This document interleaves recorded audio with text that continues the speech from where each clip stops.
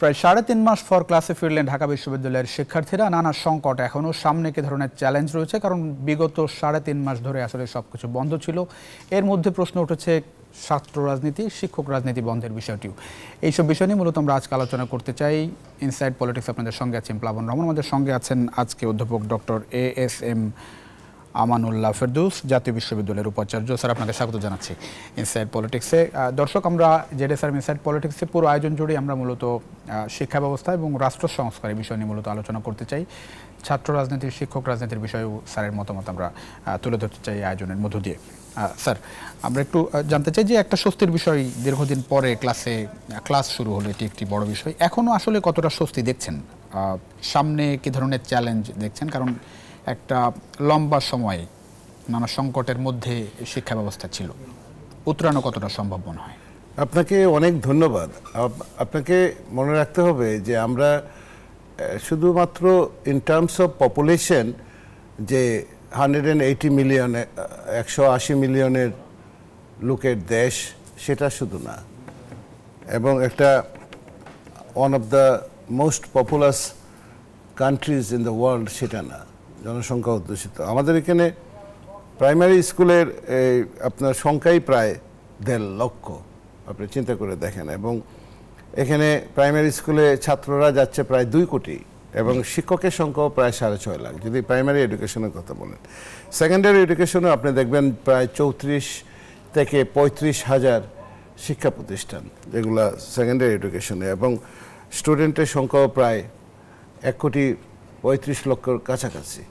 এবং আপনি দেখবেন যে শিক্ষকের সংখ্যাও প্রায় 4.5 লক্ষ, আপনি যদি সেকেন্ডারি এডুকেশন এবং গ্র্যাজুয়েশন ডিগ্রি দেয় এইরকম শিক্ষা প্রতিষ্ঠানের সংখ্যাও প্রায় 11-12 হাজার, আমাদের এখানে 11,000-এর মতো। এবং এর ভিতরে প্রায় 1600-র মতো আছে সরকারি প্রতিষ্ঠান, আর বাকিগুলো কিন্তু বেসরকারি প্রতিষ্ঠান। এবং তাদের ছাত্র সংখ্যাও প্রায় 70 লক্ষের উপরে, এবং আপনার শিক্ষকের সংখ্যা প্রায় 2 লক্ষ। এবং এর ভিতরে অর্ধেকের বেশি আমাদের হাতে, জাতীয় বিশ্ববিদ্যালয়ের হাতে, কারণ আমাদের ছাত্রের সংখ্যা প্রায় 35 লক্ষ, 3.5 মিলিয়ন। শিক্ষক শিক্ষার্থীর সংখ্যা প্রায় 1 লক্ষের উপরে, এবং কলেজের সংখ্যা প্রায় 2,500-এর মতো। এই সংখ্যাগুলো কেন বললাম? এই সংখ্যাগুলো বললাম এই কারণে, আপনি দেখবেন যে এক একটা সংখ্যা যেটা বলছি, পৃথিবীর অনেক দেশ আছে তার টোটাল জনসংখ্যা এরকম না। এটা একটা বিষয় আপনাকে খেয়াল রাখতে হবে। তার মানে এটা একটা বড় একটা ম্যানেজমেন্টের বিষয়। এবং এই জায়গাটাতে মেইনলি যে প্রবলেমটা হয়েছে সেটা হলো আমাদের শিক্ষার মিশন এবং ভিশনটা কি, মানে আমরা কোন ধরনের শিক্ষা দিয়ে কোন ধরনের নাগরিক তৈরি করতে চাই, এবং তার উদ্দেশ্যটা কি, তার সাথে বাজারের সম্পর্ক কি, বা ইন্ডাস্ট্রি লিঙ্কেজটা কি, বা এই সার্টিফিকেট দিয়ে সে কি করবে জীবনে ভবিষ্যতে, সেই জায়গাগুলোতে আমরা বলতে গেলে গত 52 বছর আমরা এটা খুব ভালোভাবে ঠিক করতে পারি না। এক ধরনের পরীক্ষা নিরীক্ষার ভিতরে গিয়েছি। আর গত 15-16 বছরে যেটা হয়েছে সেটা হলো যে এটাকে একটা এক পেশে করা হয়েছে, মানে ধরেন অনেকটাই একদলীয়। যেমন একটা উদাহরণ হিসেবে বলি, ঢাকা বিশ্ববিদ্যালয় অথবা পাবলিক বিশ্ববিদ্যালয়গুলো, যেগুলো রাজশাহী বিশ্ববিদ্যালয়, চিটাগাং বিশ্ববিদ্যালয়, আমি যেগুলো সম্পর্কে ভালো জানি সেটা, বা ঢাকা বিশ্ববিদ্যালয় সম্পর্কে আমি বলি। যেমন ঢাকা বিশ্ববিদ্যালয়ে গত 15-16 বছরে ধরেন 1% শিক্ষকও নিয়োগ দেওয়া হয় নাই দলীয় আনুগত্যের বাইরে। তার মানে আপনি দেখেন ব্যাপারটা খেয়াল করে, যে এই যত ভালো রেজাল্টই করুক না কেন, সে আপনার কোনো কমিটিতে থাকবে না, সে শিক্ষক হিসেবে চাকরিও পাবে না, তার যদি দলীয় লেজুর ভিত্তি না থাকে সে কোনো কমিটিতে থাকবে না, তাকে সে কোনো ধরনের সুযোগ সুবিধা সেগুলো এখান থেকে বের হতে পারবে বাংলাদেশ। এই জায়গাটা থেকে বের হতে গেলে আপনাকে একটা চট করে এখনই আপনি বের হয়ে যাব, 1 মাস 2 মাস 6 মাসে বের হয়ে যাব, এটা আশা করাটাও ঠিক না। কারণ যে জঞ্জালটা তৈরি হয়েছে 15, 16, 17 বছরে, সেটা আমরা কিন্তু বারবার বলে আসছিলাম। আমরা যে এমন না যে আমরা এখন বলছি, আমরা কিন্তু গত 15-16 বছর ধরেই বিভিন্ন ধরনের হুমকি দামকি মোকাবেলা করে আমরা বিভিন্ন সময় বলে আসছি যে এই সেক্টরে, শিক্ষা সেক্টরে যা হচ্ছে এটা ঠিক হচ্ছে না, আমরা বলে আসছি। এখন যারা স্বাস্থ্য নিয়ে কাজ করে তারা স্বাস্থ্য সেক্টরের কথা বলবে, যারা ফাইন্যান্সিয়াল মার্কেট নিয়ে কাজ করে, তারা ফাইন্যান্সিয়াল মার্কেটের কথা বলবে। এবং অনেকের একটা ধারণা যে ব্যাংকগুলোতে এই ধরনের প্রবলেম হয়েছে, ব্যাংকগুলো এখন আবার স্বস্তির জায়গাতে ফিরে আসছে, কিন্তু শিক্ষাক্ষেত্র এক ধরনের অস্থিরতা এবং এক ধরনের বিশৃঙ্খল অবস্থা তৈরি হয়েছিল। সেই জায়গা থেকে আপনি ওভারনাইট বের হয়ে এসে আপনি কোনো একটা কিছু করে ফেলবেন, এটা যেমন ভাবাটা ঠিক না, কারণ ওই মানুষগুলোই কিন্তু রয়ে গেছে অনেক জায়গায়। আমি একটু জানতে চাচ্ছিলাম, যেহেতু মানে 3.5 মাস পরে এখন ক্লাসটা শুরু হলো, শুরু হলো, সামনে কি ধরনের চ্যালেঞ্জ দেখছেন? কারণ এর আগেও আপনি জানেন যে করোনার সময় একটা বড় ধাক্কা গেছে, এর মধ্যে শিক্ষকদের আন্দোলনও ছিল 3 মাসের আগের বিষয়টা, শিক্ষকদের আন্দোলন, তারাও ক্লাস পরীক্ষা থেকে বিরত ছিল, সব মিলিয়ে একটা মানে লম্বা সময়। আমাদের এখনকার যে চ্যালেঞ্জটা, সেই চ্যালেঞ্জটা হলো ছাত্রদেরকে ক্লাসে ফিরিয়ে আনা। এখন আপনি ধরেন পাবলিক বিশ্ববিদ্যালয়গুলোর এক ধরনের বাস্তবতা, প্রাইভেট বিশ্ববিদ্যালয়গুলো এক ধরনের বাস্তবতা, জাতীয় বিশ্ববিদ্যালয়ে যে প্রায় 2500 কলেজ আছে তার এক ধরনের বাস্তবতা। জাতীয় বিশ্ববিদ্যালয় কলেজগুলোকে আমরা ক্লাস শুরু করে দিয়েছি বহু আগেই, এবং জাতীয় বিশ্ববিদ্যালয় কলেজগুলোতে ক্লাস শুরু হয়েছে এবং পরীক্ষা শুরু হয়ে গেছে। এবং জাতীয় বিশ্ববিদ্যালয়ের আন্ডারে যে সমস্ত পরীক্ষাগুলো অনেক পিছিয়ে গিয়েছিল, সেই পরীক্ষাগুলোকে আমরা খুব তাড়াতাড়ি দ্রুত পরীক্ষাগুলো নিয়ে আমরা রেজাল্টটা কীভাবে দিয়ে তাদের সেশন জটটা কমিয়ে আনা যায় সেটা আমরা সর্বাত্মকরণের চেষ্টা করছি। কিন্তু পাবলিক বিশ্ববিদ্যালয়ের এক একটা বিশ্ববিদ্যালয়ের নেচার এক এক ধরনের, যেমন রাজশাহী বিশ্ববিদ্যালয় এক ধরনের নেচার, শাহজালাল বিশ্ববিদ্যালয় এক ধরনের প্রকৃতি, ঢাকা বিশ্ববিদ্যালয় এক ধরনের প্রকৃতি। এবং ঢাকা বিশ্ববিদ্যালয়ে আপনি দেখবেন যে ঢাকা বিশ্ববিদ্যালয় তো লিড করে বাংলাদেশের সমস্ত সব জায়গাগুলোতে। ঢাকা বিশ্ববিদ্যালয়ের যে ভিতরের যে পরিস্থিতি, সেই পরিস্থিতিটা আমার ধারণা মতে নিয়ন্ত্রণে চলে এসেছে। ধরেন এক পেশে হলগুলোতে এক পেশে যে অবস্থানগুলো ছিল সেই জায়গাটার একটা মোটামুটি অবসান হয়েছে। বা ধরেন গণরুম অথবা বিভিন্ন ধরনের ঝামেলা যেগুলো ছিল, শিক্ষকদের অপমান অথবা ছাত্রদেরকে অপমান করা বা তাদেরকে একটা ভয়ের সংস্কৃতির ভিতরে থাকা, সেই জিনিসটা নাই। কেন নাই? যেহেতু রাষ্ট্রীয় কোনো গণরুম থেকে কি আমরা বেরোতে পারলাম? গণরুম থেকে আমরা আপনি জানেন না, আমি জানি না, আমরা জানি, কিন্তু গণরুমের বিষয়টা থেকে আমরা আপাতত, গণরুমেরও আবার বিভিন্ন ধরনের ডাইমেনশন আছে। গণরুমের ডাইমেনশনগুলোর ভিতরে আপনার ধরেন যে এটা এত সহজ ব্যাপার না। গণরুম থেকে আমরা হয়তো 90% আমরা বেরিয়ে এসেছি। যে গণরুমে যে একত্রে বসবাস করা, গাদাগাদি করে বসবাস করা, অথবা ওই যে একটা কালচার সবাইকে একত্রিতভাবে এনে তাদেরকে এক ধরনের একই ধরনের চিন্তাভাবনা, মগজ ধুলাই করা ইত্যাদি, এই সমস্ত জায়গাগুলো কিন্তু ঢাকা বিশ্ববিদ্যালয়ে এখন আর কিন্তু চর্চাটা হচ্ছে না গত কিছুদিন থেকে। এখন যে ঘটনাটা ঘটে গেল ঢাকা বিশ্ববিদ্যালয়ে, এটাকে আমি এখনও মনে করি একটি বিচ্ছিন্ন ঘটনা। যদিও বিচ্ছিন্ন ঘটনা, কিন্তু বিচ্ছিন্ন ঘটনাটার সাথে তার একটা মনস্তাত্ত্বিক জগতের একটা কানেকশন সেখানে আছে। কারণ এই ছেলেমেয়েগুলোই কিন্তু এই গত 15, 16, 17 বছরের লিগাসি কিন্তু টেনে নিয়ে এসছে। এবং আপনি দেখবেন যে এই যে সরকার পরিবর্তনের সাথে সাথেই একটা গ্রুপ আবার এই যে তাদের এই যে রং পাল্টিয়ে একটা অন্য ধরনের রঙে যাওয়ার চেষ্টা, এবং এই ঘটনাটার সাথেও নিশ্চয়ই আইনশৃঙ্খলা রক্ষাকারী যারা আছে তারা বের করবে। এবং বিশ্ববিদ্যালয় প্রশাসন কিন্তু যথেষ্ট পরিমাণে সতর্ক এই জায়গাটাতে। তারা হলে জানেন যে জাহাঙ্গীরনগরে একটি ঘটনা ঘটে, জাহাঙ্গীরনগরে একই, ঢাকা বিশ্ববিদ্যালয় এরকম সর্বোচ্চ বিদ্যাপীঠের শিক্ষার্থীরা আসলে কি শিখছে, মানে আপনি তো মানবিক মানুষ হিসেবে আমরা গড়ে উঠতে চাই। না, এই কথাটাই আমি মনুষ্যত্ব, মূল্যবোধ, এগুলো তো আমাদের ভেতরে থাকে। না, এই কথাটাই আমরা বারবার বলার চেষ্টা করেছি। আমাদেরকে খুব বেশি এই যে আপনার এই মুহূর্তে অসন্তুষ্ট হলে চলবে না। যে একটা কালচারাল ল্যাগ যেটা ছিল গত আপনার এই 15, 16, 17 বছরে, এক ধরনের সংস্কৃতির চর্চা, সেই জায়গাটা থেকে বের হয়ে এসে এই ছেলেমেয়েরাই একটা নতুন বাংলাদেশ স্বাধীনতা 2 নাম দিয়েছে তারা, সেটাতে তারা এই আপনাকে উপহার দিল। এবং যে বাংলাদেশটা আপনাকে তারা উপহার দিল, সেই বাংলাদেশটা কিন্তু এর আগে অন্যান্যরা কিন্তু সবাই মিলে দিতে পারেন নাই, তারাই কিন্তু উপহার দিল। এবং এই দেশটাকে তারাই কিন্তু আবার আপনি দেখেন যে পৃথিবীর যে কোনো দেশে আপনি যদি এই প্রশাসনের অনুপস্থিতি থাকে তাহলে সাংঘাতিক কাণ্ড ঘটে যেতে পারতো, ঘটে যায়। কিন্তু এই জায়গাটাতে ছেলেমেয়েরা, এই যে ধরেন এখন মানুষ নিজের হাতে তুলেন, মব জাস্টিস আমরা যেটাকে বলছি, সেটি তো এটা মব জাস্টিস না, এটাকে মব জাস্টিস বলা যাবে না, এটা মব লিঞ্চিং বলতে হবে। মব লিঞ্চিং বলতে হবে, মব জাস্টিস না। মবের আরেকটা সাইকোলজি আছে, একটা হলো গ্রুপ, আরেকটা হলো আমরা যেগুলো পড়াই ক্লাসে, আরেকটা হলো ক্রাউড, আরেকটা হলো মব।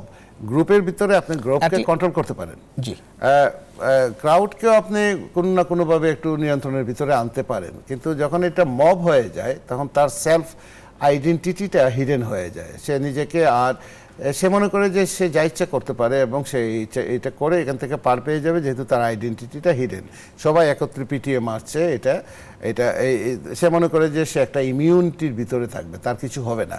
এই যে তার কিছু হবে না, এই সংস্কৃতিটা সে পেল কোথা থেকে? সে সংস্কৃতিটা পেল সে গত 15 বছরে 16-17 বছরে তার যে এক পেশে যে চিন্তা ভাবনা, এক পেশে যে ধারণা যেটা ছিল, সেই ধারণা থেকে তার এটার ভিতরে এটা ওভারনাইট বের হয়ে যাবে, এটা বের হওয়ার কোনো কারণ নাই। এরকম 1-2টা ঘটনা হয়তো বিভিন্ন জায়গায়, একটা ঘটনা ঘটুক সেটা আমরা চাই না। একজন জাতীয় বিশ্ববিদ্যালয়ের উপাচার্য নিশ্চয়ই আপনি চান না শিক্ষা প্রতিষ্ঠানে অ্যাটলিস্ট ধরেন শিক্ষা প্রতিষ্ঠানে আমরা চাই না, ধরেন যে শিক্ষায় ঘাটতি আছে, পারিবারিক শিক্ষার অভাব, এরকম মানুষ ধরেন করতে পারে, তার সেটাও আমরা সাপোর্ট নিশ্চয়ই করি না, কিন্তু শিক্ষা প্রতিষ্ঠানে যারা সর্বোচ্চ বিদ্যাপীঠে পড়ছেন তারা এভাবে পিটিয়ে একজনকে মেরে ফেলতে পারে না, এটা খুবই দুঃখজনক ঘটনা। আপনাকে আমি শুধু একটা কথা বলি, মানসিকভাবে অসুস্থ, আমাদের মানসিকতার ভিতরে এক ধরনের ট্রমা, মানসিকভাবে অসুস্থ, আমাদের এক ধরনের ন্যাশনাল কাউন্সিলিং দরকার ছিল, পরিবারগুলিতে দরকার ছিল, ছেলে মেয়েদেরকে দরকার ছিল, আমাদের শিক্ষকদের নিজেদের ভিতরে দরকার ছিল। যেহেতু আমাদের রিসোর্স নাই, আমরা সেই কাউন্সিলিংয়ের দিকে হয়তো যেতে পারি নাই। কিন্তু আপনাকে একটা জিনিস মনে রাখতে হবে, আপনি একটা ঘটনা দিয়ে সারা বাংলাদেশের সামগ্রিক চিত্র আপনি বিচার বিশ্লেষণ করতে পারবেন না। কেন পারবেন না? এই বিশ্ববিদ্যালয়গুলোতে আপনি দেখেন, উন্নত বিশ্বের বিশ্ববিদ্যালয়গুলোতে আপনি দেখবেন যে মাস শুটিং যে হয়, ঢুকে একদম একসাথে 50 জনকে গুলি করে মেরে ফেলছে, 100 জনকে গুলি করে। এইগুলা হলো আপনার এই যে সাইকোলজিক্যাল ডিসঅর্ডার বলেন এবং বিভিন্ন। আমার প্রশ্ন হলো যে বাচ্চাগুলোর যে সাইকোলজিক্যাল ডিসঅর্ডারে ভুগছিল গত 15-20 বছর থেকে, তাদেরকে একটা কাউন্সিলিংয়ের আন্ডারে নিয়ে আসা দরকার। আপনাকে শুধু একটা জিনিস মনে রাখতে হবে যে এই ঘটনাটা ঘটার পরে প্রশাসন কিভাবে এটা টেক কেয়ার করলো, বিশ্ববিদ্যালয় প্রশাসন কিভাবে দেখলো, রাষ্ট্রীয়ভাবে এটাকে কিভাবে দেখা হচ্ছে, সরকার কিভাবে দেখছে, আইন শৃঙ্খলা রক্ষাকারী বাহিনী, এবং প্রত্যেকটা জায়গাতে দেখবেন একটা সংস্কৃতির একটা পরিবর্তন আসছে। আগে এই ধরনের ঘটনাগুলো ঘটলে কি হতো, যে বিভিন্ন ধরনের আপনার ব্র্যান্ডিং করা হতো, লেবেলিং করা হতো, এটা হইতেই পারে, এটা এই অমুক সেই তমুক সেই ইত্যাদি ইত্যাদি। কিন্তু এখানে দেখেন তাদেরকে অ্যারেস্ট করা হয়েছে এবং আইনশৃঙ্খলা রক্ষাকারী বাহিনী কিন্তু একদম সতর্ক, বিশ্ববিদ্যালয়ের প্রশাসনও কিন্তু সতর্কভাবে এগুচ্ছে। আমি জাতীয় বিশ্ববিদ্যালয়ের কথা বলি, ঘটনা না ঘটুক নিশ্চয়ই। আমরা একটা বিরতির সময় হচ্ছে, বিরতি নিয়ে ফিরে নিশ্চয়ই এই শিক্ষা ব্যবস্থা নিয়ে আরও নিশ্চয়ই আলোচনার সুযোগ পাবো। দর্শক, ছোট্ট একটা বিরতির সময় হচ্ছে, জেডএস আর্মি সাইড পলিটিক্সে ফিরছি কিছুক্ষণের মধ্যেই, আশা করি সঙ্গে পাচ্ছি আপনাদের। বিরতির পর আমাদের আয়োজন। দর্শক, আবারও স্বাগত জেডএস আর্মি সাইড পলিটিক্স, আপনাদের সঙ্গে আছে প্লাবন রহমান। আমরা কথা বলছিলাম শিক্ষা ব্যবস্থা এবং রাষ্ট্র সংস্কার নিয়ে। আমাদের সঙ্গে আছেন অধ্যাপক ডক্টর ASM আমানুল্লাহ ফেরদৌস, উপাচার্য, জাতীয় বিশ্ববিদ্যালয়। স্যার, আমরা একটু রাজনীতি নিয়ে একটু কথা বলতে চাই। শিক্ষাঙ্গনে যে রাজনীতি, এই ব্যাপকভাবে সমালোচিত ছাত্র রাজনীতি এবং শিক্ষক রাজনীতি ব্যাপকভাবে সমালোচিত হয়েছে বিগত সময়টাই, অথচ আমাদের ছাত্র রাজনীতির উজ্জ্বল ইতিহাস আছে এবং এই আন্দোলনেরও দেখেন যে ছাত্ররাই অগ্রণী ভূমিকা পালন করছে। বাংলাদেশের যতগুলো বড় বড় আন্দোলন, গণ অভ্যুত্থান বলেন, সেই জায়গায় ছাত্ররা অগ্রণী ভূমিকা পালন করেছে। এই ছাত্র রাজনীতি যে কলুষিত অবস্থার মধ্যে পড়েছে এবং যে কারণে এখন ঢাকা বিশ্ববিদ্যালয়ের ছাত্র শিক্ষক রাজনীতি বন্ধের কথা বলছে, এই জায়গায় একটু আপনার মতামত চাই। ঢাকা বিশ্ববিদ্যালয় ছাত্র শিক্ষক রাজনীতি বন্ধ করে নাই, ঢাকা বিশ্ববিদ্যালয় ছাত্র শিক্ষক রাজনীতি আপাতত স্থগিত করেছে এবং বাংলাদেশের অনেকগুলো বিশ্ববিদ্যালয় তাদের রাজনীতি আপাতত স্থগিত করেছে।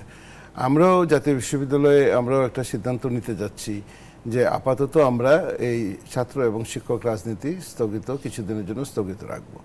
কিন্তু শিক্ষক রাজনীতি বা ছাত্র রাজনীতি ক্যাম্পাসে থাকবে কিনা, এটা একটা বড় সিদ্ধান্ত এবং এখানে অনেক স্টেক হোল্ডার এবং এখানে বিভিন্ন ধরনের এই যে ক্রিটিক্যাল অ্যানালিসিসের বিষয় আছে। আমি চট করে এখানে কোনো কমেন্ট করা যাবে না যে আমরা শিক্ষক রাজনীতি চাই না, ছাত্র রাজনীতি চাই না। তবে শিক্ষক রাজনীতিটা যে পর্যায়ে চলে গিয়েছিল, সেই ধরনের শিক্ষক রাজনীতি এই দেশে কেউ চায় না, এবং ছাত্র রাজনীতিটা যে পর্যায়ে চলে গিয়েছিল, সেই ধরনের ছাত্র রাজনীতি এই দেশে কেউ চায় না। কিন্তু আপনি সেটার কথা বলে সেটা একটা খারাপ সিস্টেম, খারাপ একটা ইতিহাস হয়েছিল বলে আপনি এই ছাত্র শিক্ষকদের যে গৌরবোজ্জ্বল ইতিহাস সেটাকেও আপনি আবার ইগনোর করতে পারবেন না। এবারও যখন দেখলাম যে আমাদের দেশটা একটা বড় ডিপ স্টেটের দিকে চলে যাচ্ছিল এবং হয়েও গেছিল, সেই সময়টাতে উদ্ধার করলো কিন্তু ঢাকা বিশ্ববিদ্যালয়, এবং আন্দোলনের যাত্রাটা কিন্তু শুরু হলো ঢাকা বিশ্ববিদ্যালয় থেকে। এবং এই ছেলেমেয়েরা কিন্তু ঢাকা বিশ্ববিদ্যালয়ের ছেলেমেয়েরা, এবং এই ছেলেমেয়েরা কিন্তু পলিটিক্যালি কনসিয়াস। এবং এখানে আমরা যত কথাই বলি না কেন, তাদের অনেকেরই একটা দলীয় আদর্শও কিন্তু ছিল। এবং পরবর্তীতে আন্দোলনটা যখন বড় আকারে দানা বেঁধে উঠলো, সেখানেও কিন্তু ছাত্র শিক্ষক রাজনীতির যারা জড়িত তাদের একটা বিশাল অংশ কিন্তু এই আন্দোলনে জড়িত। এখন আমাদের দেখতে হবে যে আমরা কোন ধরনের ছাত্র রাজনীতি চাই এবং কোন ধরনের শিক্ষক রাজনীতি চাই। যে ধরনের ছাত্র রাজনীতি এবং শিক্ষক রাজনীতি এই দেশে চর্চা হয়েছে, নিঃসন্দেহে এটা আমাদের কাম্য ছিল না। কিন্তু এই যে ছাত্র রাজনীতি চর্চিত ছিল স্যার, সেটি লাগাম কে টানবে? না, সেটা লাগাম টানার জন্য এইবার যেটা বিশ্ববিদ্যালয় প্রশাসন যে পরিমাণ নীরব থাকে, সেটা সংস্কারের প্রয়োজন। বিশ্ববিদ্যালয় প্রশাসনের কথা আপনি অতীতের কথা ভুলে যান। এখন যে সমস্ত বিশ্ববিদ্যালয়ে প্রশাসন দেওয়া হচ্ছে, সারা দেশে যে সমস্ত শিক্ষকদেরকে বিশ্ববিদ্যালয়ে প্রশাসনে বসানো হচ্ছে, তাদের নৈতিকতা, তাদের সিনসিয়ারিটি এবং তাদের স্ট্যান্ডার্ড, এগুলো যদি তাদের লেখাপড়া, পাবলিকেশন, তাদের হাই ইন্ডেক্স, সবগুলো যদি আপনি দেখেন, সবগুলো অ্যানালিসিস করলে আপনি দেখবেন যে একটা গুণগত পরিবর্তনের দিকে যাচ্ছে। এই শিক্ষকরা, এই উপাচার্যরা কিন্তু আপনার এই যে মেরিটোক্রেসির কথা কিন্তু বলবে, কারণ তারা নিজেরাই কিন্তু মেরিটোক্রেসির, এবং এক একজন উপাচার্য যে বিশ্ববিদ্যালয়ে দেওয়া হচ্ছে, তারা কিন্তু অনেক স্যাক্রিফাইস করে কিন্তু জায়গাতে আসছেন।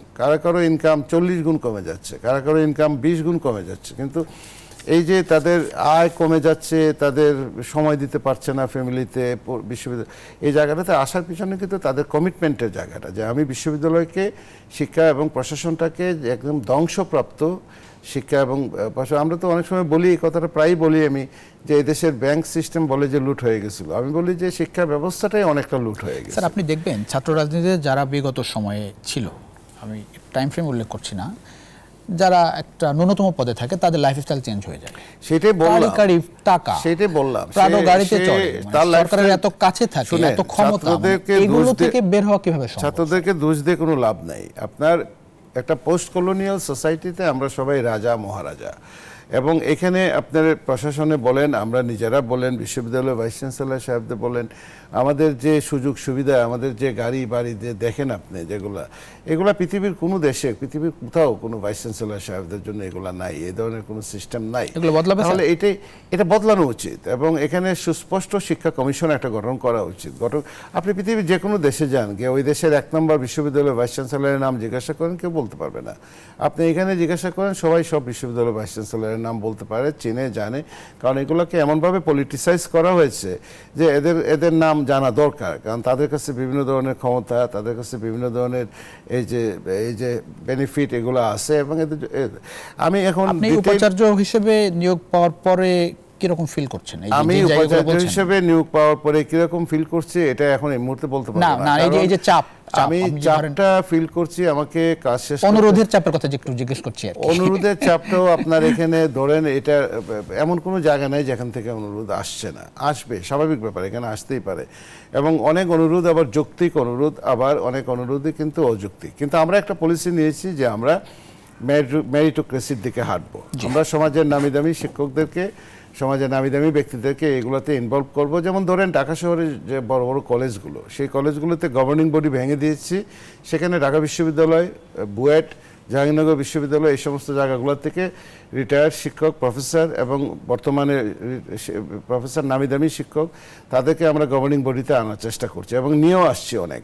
এবং তাদের ভিতরে কিন্তু এক ধরনের চেঞ্জ কিন্তু ইতিমধ্যে, মেসেজ ইজ ভেরি ক্লিয়ার যে আপনি যেভাবে চালাচ্ছেন এতদিন, সেভাবে চলবে না। গভর্নিং বডিতে এখানে বসে বসে এই করবেন, ওই করবেন, ইত্যাদি দিয়ে করবেন, সেগুলো চলবে না। Message very clear. আরেকটা মেসেজ ক্লিয়ার আমাদের জন্য, যেটা জাতীয় বিশ্ববিদ্যালয় আমরা ক্লিয়ার করে দিয়েছি, এবং ঢাকা বিশ্ববিদ্যালয়, জাহাঙ্গীরনগর বিশ্ববিদ্যালয়, অন্যান্য বিশ্ববিদ্যালয়গুলো ক্লিয়ার, যে আমরা কোনো মব লিঞ্চিং সাপোর্ট করব না, এবং কাউকে, কোনো শিক্ষককে টেনে নামানো, কোনো ছাত্রকে আপনার আননেসেসারিলি তাকে হ্যারাস করা, শিক্ষকদের আপনার সুনির্দিষ্ট অভিযোগ থাকে আমাদেরকে অভিযোগ দেন, আমরা তদন্ত করে দেখব যে ঘটনা কি। আরও যদি কোনো ক্রিমিনাল অফেন্স থাকে কারোর বিরুদ্ধে, আইনশৃঙ্খলা রক্ষাকারী বাহিনীর কাছে যান, তারা টেক কেয়ার করবে। সব জায়গাতেই কিন্তু সিস্টেম ফাংশন করছে এখন, তাই না? কিন্তু আপনি ওই টেনে নামাবেন, এই করবেন, ওই করবেন, এগুলো কিন্তু আমরা এই জায়গাটাতে এখন যেটা মেইন সমস্যা হয়ে দাঁড়িয়েছে। একটা প্রশ্ন একটু রাখতে চাই, আগে একটু স্কিপ করে গেছি। মানে শিক্ষক রাজনীতির কি দরকার? আমরা যেভাবে লাল দল, নীল দল, সাদা দল দেখলাম, সেটার আসলেই মানে সাদা দল, লাল দল, নীল দলের ইতিহাসও কিন্তু আবার অন্য ইতিহাস আছে, তাদের একটা হিস্টোরিক্যাল লিগাসি কিন্তু আছে। এদেরও কিন্তু এদেশে যে অবদান নাই তা কিন্তু না, অবদান আছে। এদেশের মুক্তিযুদ্ধ থেকে ধরে 52 ভাষা আন্দোলন থেকে ধরে সব জায়গাতেই শিক্ষকদের একটা বড় অবদান। কিন্তু এবারও আন্দোলনটা দেখেন, শিক্ষকদের নেতৃত্বেই কিন্তু ছাত্ররা ছিল, শিক্ষকরাই কিন্তু সেখানে অনেকটা থিঙ্ক ট্যাঙ্কের মতো কাজ করেছে। শিক্ষকদের প্রফেশনাল জায়গাগুলো ডেভেলপমেন্টের জায়গাটা বাদ দিয়ে কিভাবে উপাচার্য হওয়া যায়, কিভাবে এই হওয়া যায়, কিভাবে ওই হওয়া যায় ইত্যাদিতে বিভিন্ন প্রাইস পোস্টিং পাওয়া যায়, এগুলা যখন শিক্ষক রাজনীতির ভিতরে ঢুকে যায়, অথবা অ্যাপয়েন্টমেন্টগুলো কীভাবে কন্ট্রোল করা যায়। একটা ছেলেকে, একটা মেয়েকে যদি আপনি মানে কোয়ালিফিকেশনে ঘাটতি আছে এমন একজনকে যদি শিক্ষক হিসেবে নিয়োগ দেন, একটা বিশ্ববিদ্যালয় 40 বছর পর্যন্ত সাফার করবে, একটা প্রতিষ্ঠান অনেক দিন পর্যন্ত, এবং সেটা হচ্ছে। এবং যে ক্ষতিটা হয়েছে সেই ক্ষতিটা আগামী এক দশক 2 দশকে কিন্তু এই ক্ষতি থেকে বের হওয়া যাবে না। খুবই ভয়ানক চিত্র, সেটা আমি এখন এই মুহূর্তে বলতে পারছি না, কিন্তু আমাদেরকে একটা শিক্ষা কমিশন গঠন করে এখানে কিন্তু এগিয়ে যেতে হবে। শিক্ষক রাজনীতি সাপোর্ট করেন? শিক্ষক রাজনীতিটা এখন যেভাবে আছে সেভাবে সাপোর্ট করি না, কিন্তু শিক্ষকদের এক ধরনের বয়স থাকা দরকার। কিন্তু এখন যেভাবে আছে দলীয় রাজনীতির ব্যানারে, একদম 100% দলীয় ব্যানারে, একদম মানে দলীয় কর্মীদের মতো আচরণ শিক্ষকদের কাছ থেকে উচিত না, এটা হওয়া উচিত না। আপনি ভারতে যান, শিক্ষকরা রাজনীতি করে, পাকিস্তানে যান, শিক্ষকরা রাজনীতি করে, কিন্তু সেই রাজনীতিটা কিন্তু দলীয় ব্যানারে এরকম সরাসরি ক্যাম্পাসের ভিতরে নিয়ে আসে না, যায় তারা থিঙ্ক ট্যাঙ্ক হিসেবে কাজ করে বাহিরে, এবং প্রেশার গ্রুপ হিসেবে তারা এখানে কাজ করে না। ওভারনাইট একটা পোস্ট কলোনিয়াল সোসাইটি থেকে বের হয়ে যেতে পারবেন না, একটু সময় দেন। এবার তো একটা ধাক্কা খেলো, এই ধাক্কাটার পরিপ্রেক্ষিতে কিভাবে হয় আপনি একটু দেখেন, কারেকশনটা কিভাবে হয় সেটা একটু দেখেন। কিন্তু আপনি ভুলে যান কয়েক সপ্তাহ আগের বাংলাদেশ আর আজকের বাংলাদেশ কিন্তু এক না। এটা যত তাড়াতাড়ি ভুলে যেতে পারবেন তত তাড়াতাড়ি আমাদের সবাই কিন্তু মানুষ যাবে বাস্তবতা দেখে। কিন্তু আমাদের এখানে মেইন প্রবলেম এটা না, মেইন প্রবলেম হয়ে গেছে যেটা কোয়ালিটি এডুকেশন। কেন বিরতির সময় হয়েছে স্যার, আমি এরপরে পুরো পার্টটা আমরা কোয়ালিটি এডুকেশন নিয়ে কাজ করবো। দর্শক, ছোট্ট একটা বিরতির সময় হয়েছে আবারও জেডএসআরএম ইনসাইড পলিটিক্সে কিছুক্ষণের মধ্যে ফিরছি, আশা করি সঙ্গে পড়ছে আপনাদের। দর্শক, আবারও স্বাগত জেডএসআরএম ইনসাইড পলিটিক্স, আপনাদের সঙ্গে আছে প্লাবন রহমান। আমরা কথা বলছিলাম শিক্ষা ব্যবস্থার সংস্কার এবং রাষ্ট্র সংস্কার বিষয় নিয়ে। আমাদের সঙ্গে আছেন অধ্যাপক এএসএম আমানুল্লাহ ফেরদৌস, উপাচার্য, জাতীয় বিশ্ববিদ্যালয়। স্যার, আমরা একটু শিক্ষার মান নিয়ে কথা বলতে চাই। শিক্ষার মান নিয়ে বহু অভিযোগ, অটোপাসের বিষয়ও এসেছে এর মধ্যে, এবং GPA 5-এর ছড়াছড়ি থাকে, অথচ দেখা গেল বিশ্ববিদ্যালয়ে ভর্তি পরীক্ষায় গিয়ে ন্যূনতম মার্কস তারা পাচ্ছে না। ইংরেজির জন্য শিক্ষার্থী খুঁজে পাওয়া যায় না, ফাঁকা থাকে। ঢাকা বিশ্ববিদ্যালয় যায়, বিভিন্ন বিশ্ববিদ্যালয়ে এই উদাহরণ আছে ভুরি ভুরি। এই জায়গায় ডেভেলপমেন্ট কিভাবে হবে? আমাদের এখানে এই যে বেকারত্বের হার করে বাড়ছে, প্যাডাগজিক্যাল এই অ্যাসপেক্টটা নিয়ে, অথবা আপনার সিলেবাসটাকে কিভাবে মার্কেট ওরিয়েন্টেড করা যায়। একটা শ্রেণী তো পণ্ডিত হবে, কিন্তু একটা বিশাল সংখ্যক তো মার্কেটে ঢুকবে। মার্কেটে ঢুকতে গেলে তো তার যে কমিউনিকেশন স্কিল, সেই স্কিলটাই তার নাই, এবং তার যে একটা মিনিমাম ICT স্কিল যেটা 4th ইন্ডাস্ট্রিয়াল রিভলিউশনের জন্য দরকার, অথবা আরও পরবর্তী জেনারেশনের জন্য দরকার, সেই জিনিসটাই নাই। একটা গুড নিউজ হলো যে বর্তমান শিক্ষা উপদেষ্টা যিনি আছেন, সারা জীবন শিক্ষাবিদ ছিলেন, ওনার নিজস্ব কোনো এজেন্ডা নাই, বা এই উপদেষ্টা পরিষদে যারা আছে, আইন উপদেষ্টা এবং অন্যরা যারা আছেন, তাদের নিজস্ব কোনো এজেন্ডা নাই। তারা একটা সাপোর্ট দিচ্ছেন আমাদেরকে। এই সাপোর্টটা যদি আমরা পাই, তাহলে জাতীয় বিশ্ববিদ্যালয়ে ধরেন আমার 35 লক্ষ ছেলে মেয়ে এখন পড়াশোনা করে, আমি যদি কিছুদিন সময় পাই, এই 3-4টা সেশনও যদি পাই, তাহলে আমি 1 কোটি বাচ্চাকে আমি যদি একটা টেকনিক্যাল এডুকেশন, তার অনার্সও চলবে, মাস্টার্সও চলবে, তার গ্র্যাজুয়েশনও চলবে, সাথে আমি যদি তাকে একটা ডিপ্লোমা অথবা হায়ার ডিপ্লোমা, তাও যদি না পারি, একটা সার্টিফিকেট 3 কোর্স অথবা সার্টিফিকেট 2 কোর্স, আমি যে এরিয়াতে তার ইন্টারেস্ট আছে সেই এরিয়াতে যদি আমি করিয়ে দিতে পারি, এবং ওই কোর্সটা যদি অ্যাক্রিডিটেড বাই ইন্টারন্যাশনাল অর্গানাইজেশনস, যেমন British board of technical education, অথবা Canadian board of technical education, অথবা Japan board of technical education, অথবা অস্ট্রেলিয়ান টেফ, অথবা নিউজিল্যান্ডের টেফ যেটা আছে, তারা কিন্তু কাজ করতে চেয়েছিল আমাদের এখানে। সবসময় যে আমাদেরকে টাকা দিতে হবে তা না, ফ্রি করতে চেয়েছিল, ইভেন অ্যাডেক্সেল এখানে অনেক কাজ করতে চেয়েছিল, আমরা তাদেরকে বাধা দিয়েছি বিভিন্নভাবে বিভিন্ন কারণে। এবং আপনি দেখবেন যে উচ্চশিক্ষার ক্ষেত্রেও আপনার একই ধরনের ঘটনা ঘটেছে, গ্রান্টস কমিশন থেকে বিভিন্ন সময় বাধা দেওয়া হয়েছে এবং আমরা বারবার বলেছি। তো এইবার একটা সুখবর হলো যে গ্রান্টস কমিশনে এমন লোকজন আসছেন এবং বিভিন্ন বিশ্ববিদ্যালয়ে এমন লোকজন আসছেন এবং শিক্ষা মন্ত্রণালয় সবগুলো মিলিয়ে একটা পজিটিভ ভাইব আমরা দেখতে পাচ্ছি। এবং এই জায়গাটাতে যদি আমরা একটু কাজ করতে পারি, আমরা সিলেবাস চেঞ্জ করব, শিক্ষক করব। যেমন জাতীয় বিশ্ববিদ্যালয়ের কথা বলছিলেন, এটি যদি জাতীয় বিশ্ববিদ্যালয়ের কথা জাতীয় বিশ্ববিদ্যালয়ের 35 লক্ষ ছেলে মেয়েদেরকে আমরা সামাল দিচ্ছি এবং জাতীয় বিশ্ববিদ্যালয়ের শিক্ষক কর্মচারীরা দিনে রাতে পরিশ্রম করে, কিন্তু আমাকে কোয়ালিটি এডুকেশনটা এনশিওর করতে পারছে না। এত পরিশ্রম করার পরে আমি যদি কোয়ালিটি এডুকেশন এনশিওর না করতে পারি, শুধু রাজনীতির জন্য আমার এই জাতীয় বিশ্ববিদ্যালয়ের ভিতরে কর্মচারীদের একটা সমস্যা আছে, এটা আমরা সমাধান করার চেষ্টা করব, যাদেরকে চাকরিচ্যুত করা হয়েছিল। এখন যে আন্দোলনের কথা বলছে যে অটোপাস সরকার, এটা একটা জাতির জন্য, একটা দেশের জন্য, একটা বিশ্ববিদ্যালয়ের জন্য এইটা অত্যন্ত দুঃখজনক ব্যাপার। আমরা অটোপাসের ব্যাপারে আমাদের কোনো সিদ্ধান্ত নাই, আমরা পরীক্ষা দিতে হবে, বাবারা পরীক্ষা দাও এবং আমরা তোমাদের ক্ষতি হয়েছে যেটা যত তাড়াতাড়ি সম্ভব।